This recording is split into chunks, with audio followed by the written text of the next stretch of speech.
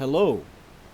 In today's video we will discuss deriving the parametric equations of a line, and following that we'll do a small example to see how it all comes together.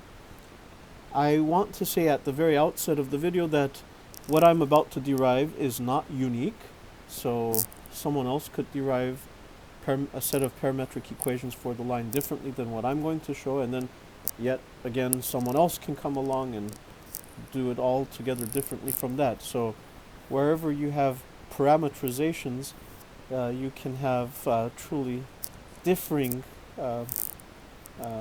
forms of those equations, but yet they should all give us the same answer at the end if it's done correctly.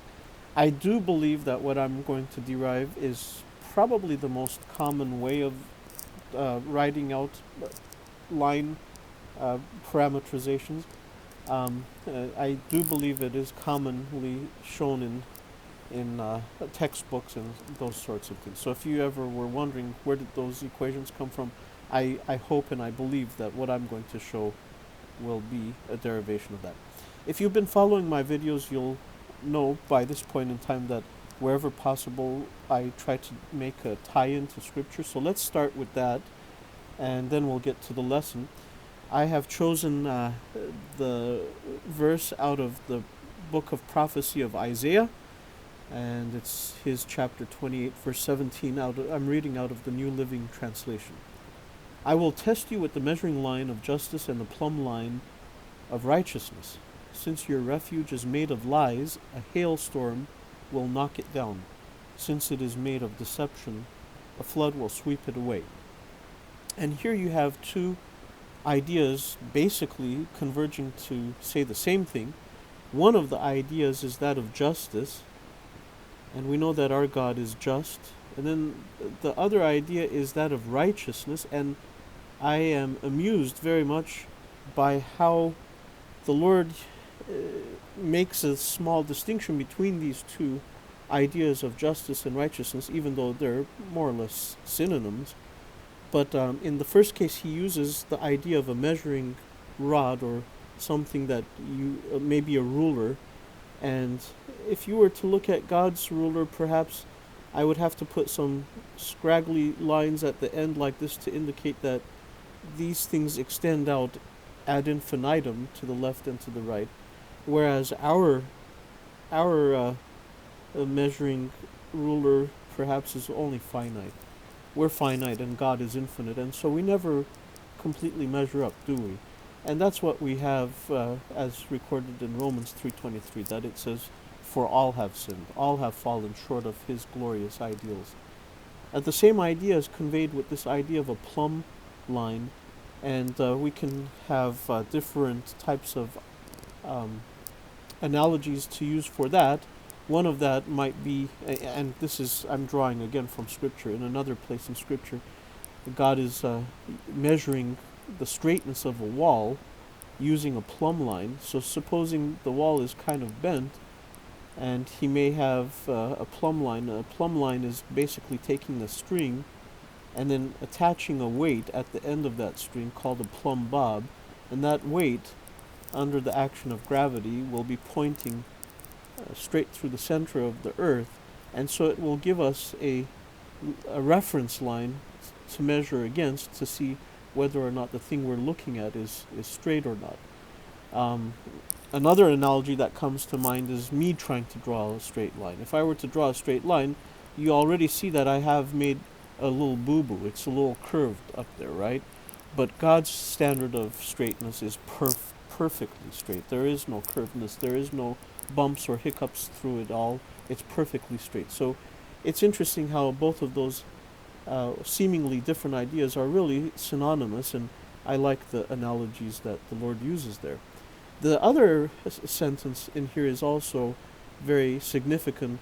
It reminds me of the verse in Galatians 6:7 where it says, do not be deceived, God cannot be mocked, for whatsoever a man sows, that shall he also reap. And so, this is a law of God, that when people, for example, are sowing lies and and they're evil, and they're sowing that evilness, God is still just and He's still righteous. Um, they aren't going to get away with it, finally. God is patient too. So He may allow for some time to pass, but that's out of the graciousness of God. But still, um, God is just at the end of it all.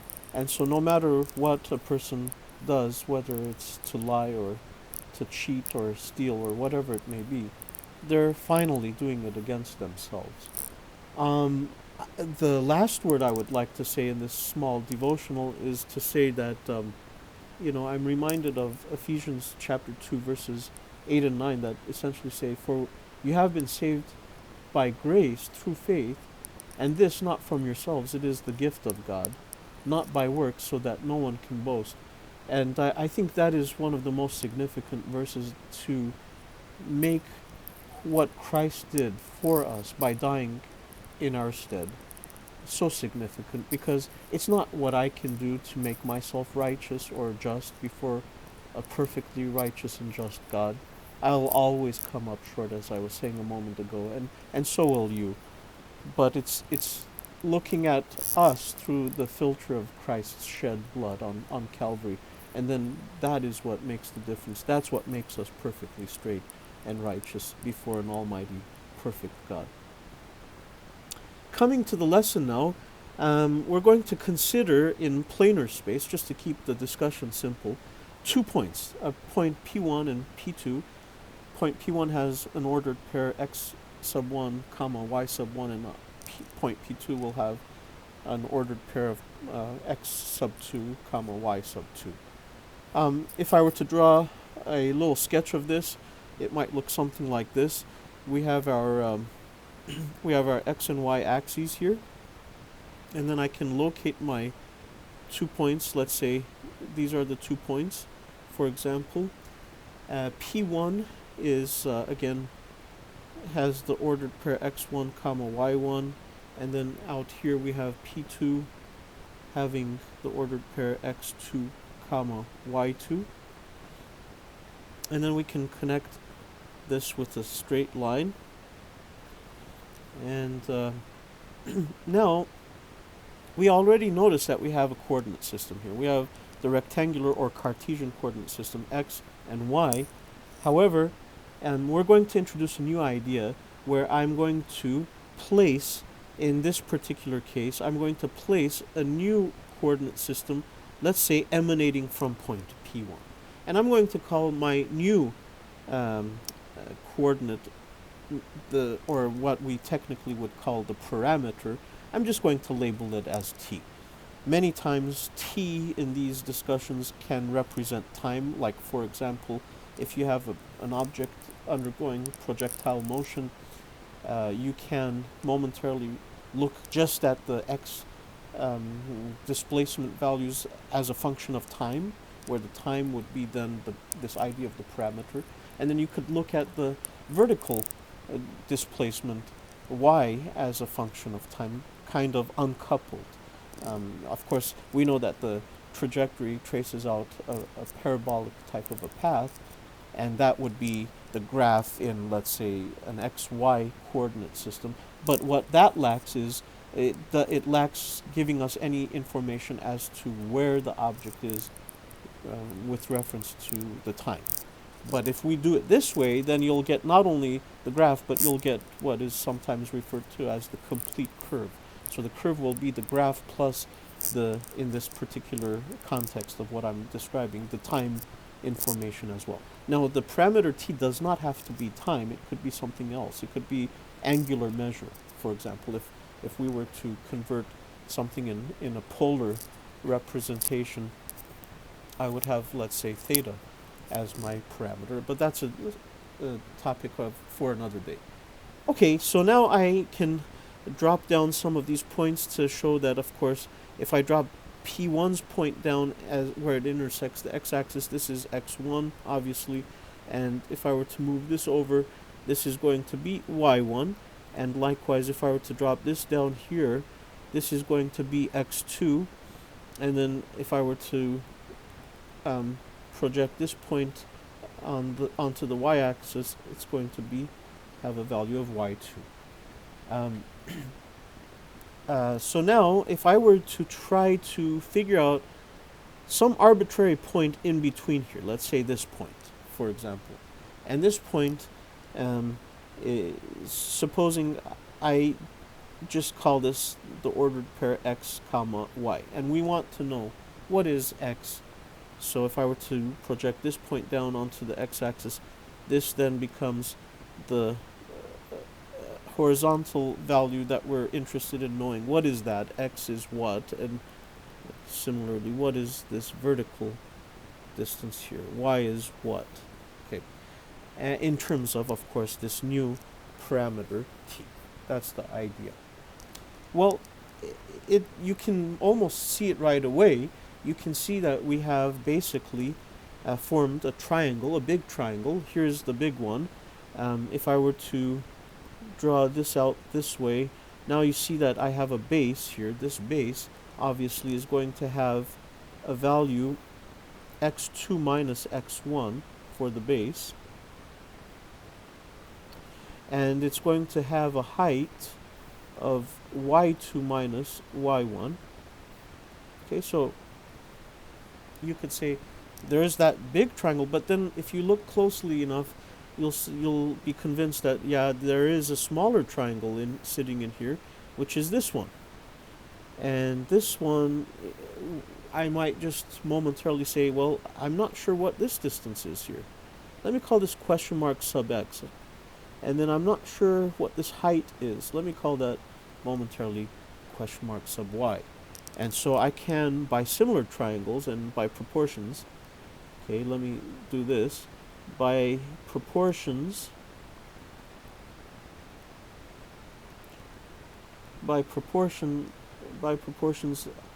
on the similar triangles, namely that this smaller triangle, let me draw it again, is proportional to the bigger triangle.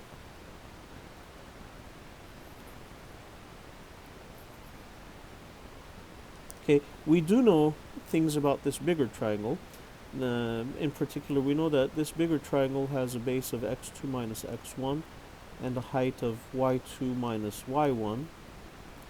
And I failed to mention one thing at the beginning.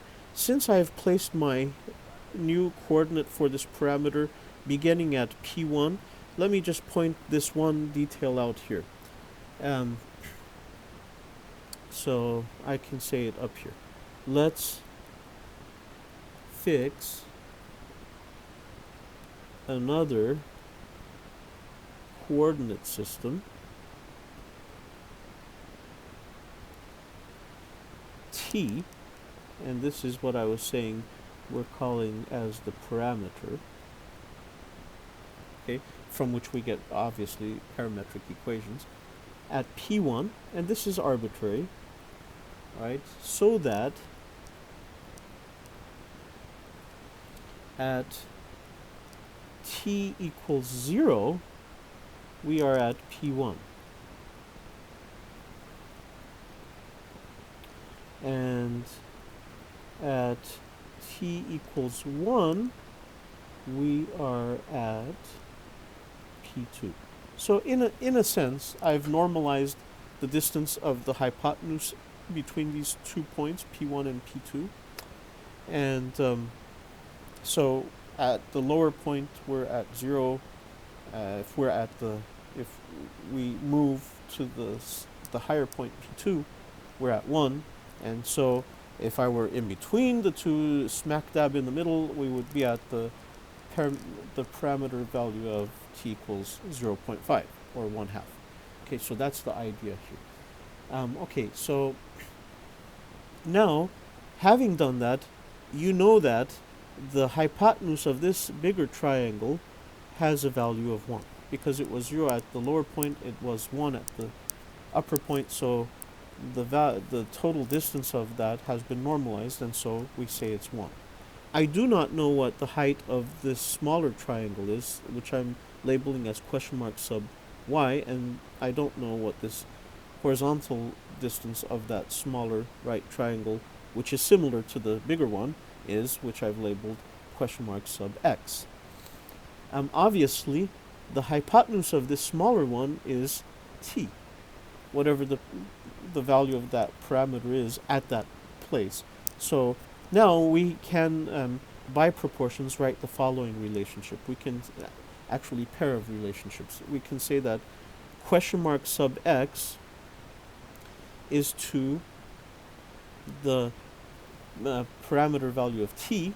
So I did the horizontal distance is to the hypotenuse on the smaller one, and here's the proportions. By proportions, I can say then the horizontal distance on the bigger one, which I did know, x2 minus x1 over 1. Now it's a matter of me solving for the question mark sub x. So question mark sub x is obviously t times x2 minus x1. Okay, and similarly, we're going to find that if I write the proportions for the vertical piece on the smaller one, it's question mark sub y is to t, and that is equal to, by proportions, the vertical displacement y2 minus y1 over 1. And so solving for the question mark sub y, we're going to get that that is t times the quantity y2 minus y1. Okay, and so now, but really what we really wanted was, we wanted to know what is this distance.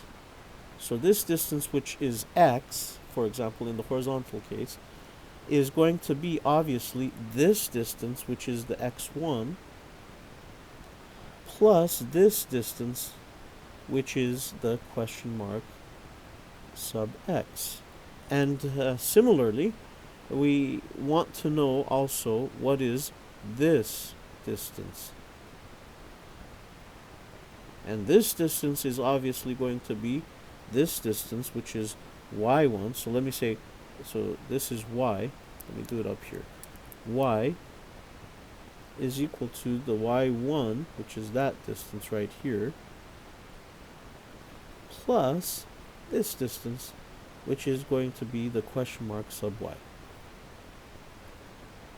Okay, so let's go ahead and write those up, because now we know what the question mark values of sub x and sub y are, respectively. They're right over here and here.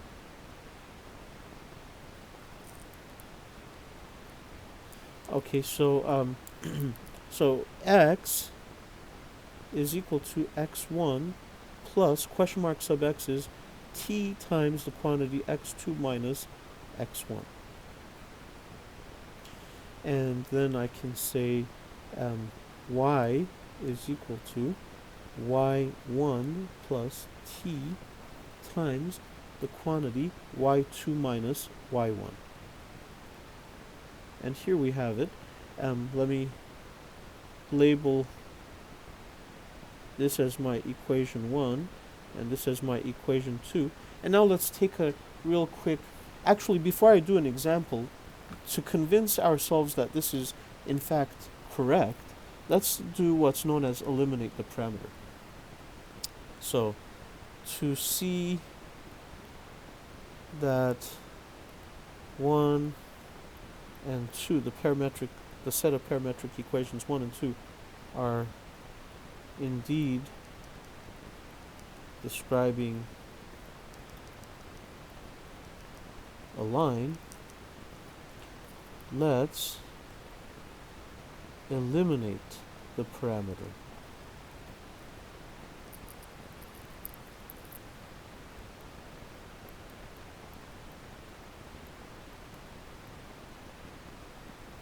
Okay, so to do that, will allow me to go back into rectangular form, and to eliminate the parameter, I'm just going to solve for t from one of them, and then we'll stick it into the other. So let's suppose I solve for t from equation 1. So from 1, I can solve for so solving for the parameter t, I get t is equal to x minus x1 over x2 minus x1. Okay, let me call this equation 3, and now I'm going to put, if I were to put 3 into 2, then I'm going to find that y is equal to y1 plus, in the place of t I'm going to put x minus x1 over x2 minus x1 times, of course, the quantity y2 minus y1. Or if I were to write it this way, maybe you're going to see what I'm getting at. Y is therefore equal to y1 plus, let's write this as y2 minus y1 over x2 minus x1 times the quantity x minus x1. And one other thing I'm going to do, I'm going to bring this y1 to the other side. So when I bring it to the other side, it's going to be y minus y1, okay, is equal to all of this stuff. And now I think you're going to be able to tell me, based on your knowledge of basic algebra, what this quantity is right here. This quantity, of course, is the slope. Okay, so what I've established is that y minus y1 is equal to the slope times x minus x1. And this is an equation that you're more than likely familiar with. This is the famous point slope form of a line. Okay, so we're all good to go. Now let's go ahead and do a small example. Okay, here's the example. So example, if you're given 2 points, let's say P1 is the origin. So this would be obviously x1, y1, is x1 is 0, y1 0. And let's say P2 is the ordered pair 5 comma minus 2, where obviously 5 is x2 and minus 2 is y2. And the question then is, find set of parametric equations of the line P1, P2. So in other words, let's parametrize that line. Okay. Well, it's nothing other than substituting into equations 1 and 2. So equation 1 said that x is equal to x1 plus t times the quantity x2 minus x1. And 2 said that y is equal to y1 plus t times the quantity y2 minus y1. So obviously we're going to put in the values here, so I get x is equal to, x1 is obviously 0, plus t is the parameter, x2 is, in this particular case, 5, minus 0, okay, and y is equal to, y1 is 0, plus the parameter t times y2, in this case, is minus 2, minus 0 is y1, and so we get that our parametric equations for line segment P1, P2 is going to be x is equal to, looks like 5t, and y is equal to minus 2t. I think that's about as simple as it can be. Obviously, we chose our P1 to be at the origin, but it doesn't have to be, obviously. Okay, I think that is about as far as I'm going to go on today's video. I hope it was helpful to you. Please like, subscribe, and comment, and we appreciate your support of the channel Christoph Boy 1. Thank you, and we look forward to seeing you in a future video. Bye-bye.